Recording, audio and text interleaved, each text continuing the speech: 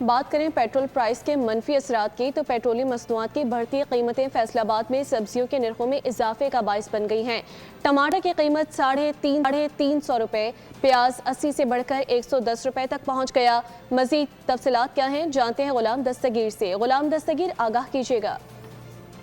जी, petroleum मसनूआत की कीमतें जो हैं वो आए रोज़ उनमें इजाफा होता जा रहा है, तो इसीलिए हमने देखा है कि मुख्तलिफ अशिया खुर्द व नोश के जो रेट्स हैं वो भी साथ साथ बढ़ते जा रहे हैं। बिल्कुल सब्जियों के जो रेट्स हैं वो बढ़ रहे हैं। जैसे हम टमाटर को ही ले लें, टमाटर जो है वो चंद रोज़ पहले 300 रुपये तक पहुंचा हुआ था, अब उसके रेट्स जो हैं वो 350 तक पहुंचे हुए हैं। इसी तरह आलू जो है वो 40 से 50 रुपये फ़ी किलो मुयसर था, लेकिन अब उनकी कीमत जो है 70 रुपये से 80 रुपये तक फ़ी किलो पहुँची हुई है। इस तरह प्याज जो है वो भी 60 से 70 रुपये फ़ी किलो मार्केट में मुयसर था, लेकिन अब उनके जो रेट्स हैं प्याज के 100 रुपये से 110 रुपये और क्वालिटी के नाम पर 120 रुपये तक भी पहुँचे हुए हैं।